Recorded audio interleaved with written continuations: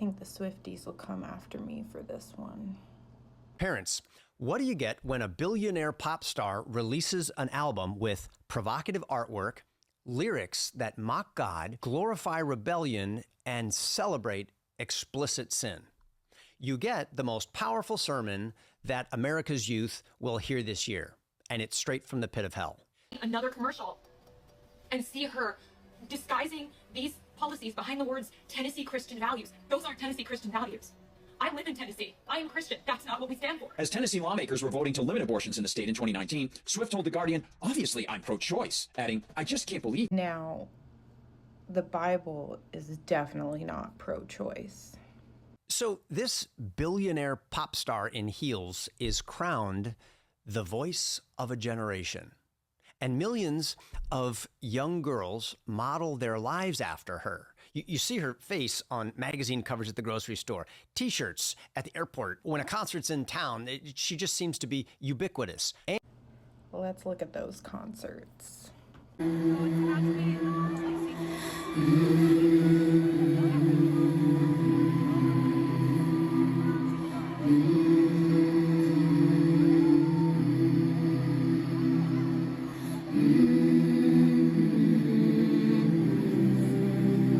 Oh, we're not done yet.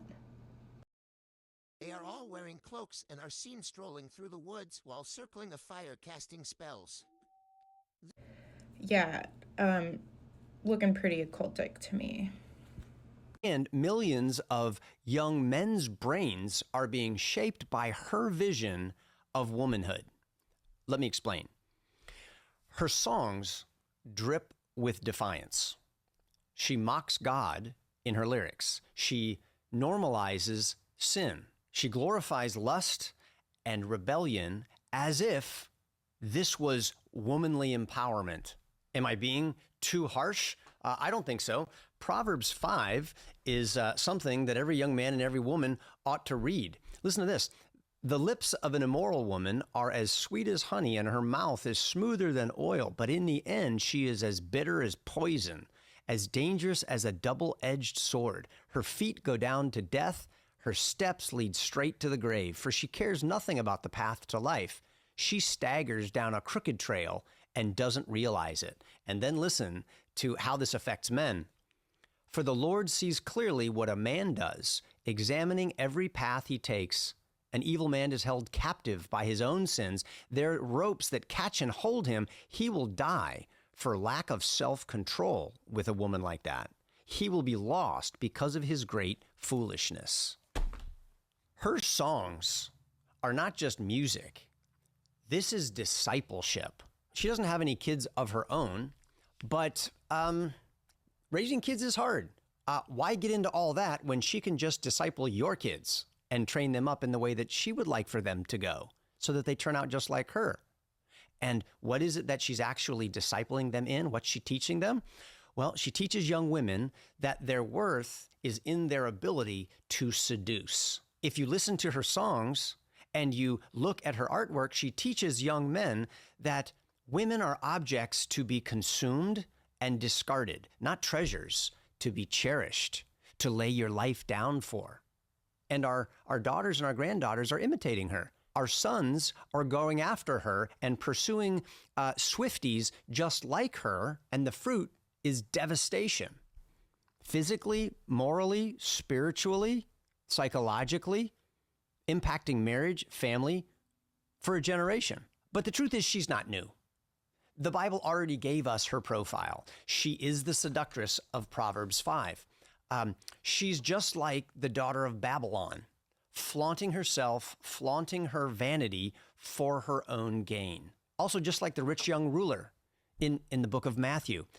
She has everything that the world has to offer. She's got wealth, she's got fame, she's got power and influence, but she can't let go of it. She holds on to her fortune. Her treasure is not Christ, but her empire. I mean, she calls herself a Christian. I live in Tennessee. I am Christian. That's not what we stand for.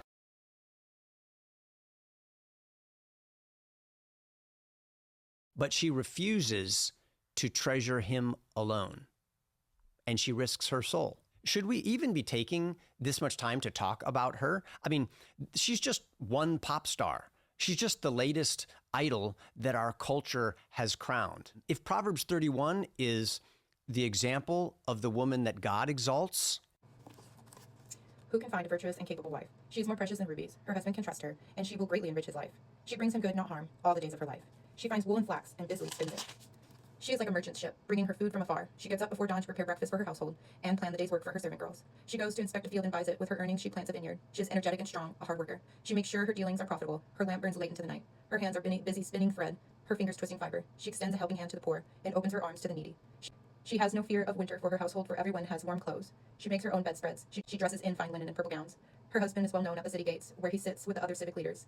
She makes belted linen garments and sashes to sell to the merchants. She is clothed in strength and dignity, and she laughs without the fear of the future. When she speaks, her words are wise, and she gives instructions within kindness. She is carefully watching everything in her household and suffers nothing from laziness. Her children stand and bless her. Her husband praises her. There are many virtuous and capable women in the world, but you surpass them all. Charm is deceptive, and beauty does not last, but a woman who fears the Lord will be greatly praised. Reward her for all she has done. Let her deeds publicly declare her praise. and it is, Proverbs 5 shows us the woman that culture celebrates and lifts up. So it is important we talk about this because as parents, we've got to decide which one of these two women, Proverbs 5, Proverbs 31, will we let disciple our daughters? And for young men, which woman will you pursue? The Proverbs 31 woman or the Proverbs 5 woman? Jesus said it like this. He said, what does it profit a man or a woman to gain the whole world and lose his soul or her soul? So I think it's important because our culture is cheering for a woman who is gaining the whole world. But if we look at her through the Savior's eyes, she's in trouble. If she doesn't humble herself, turn from her sin, and bow her knee to the one God sent to save her, she, and maybe millions of girls who follow her, could lose everything. So as parents, as grandparents, what do? I say, don't stay silent. Disciple our own children with truth. Lead by example. Be men and women of virtue, not vanity.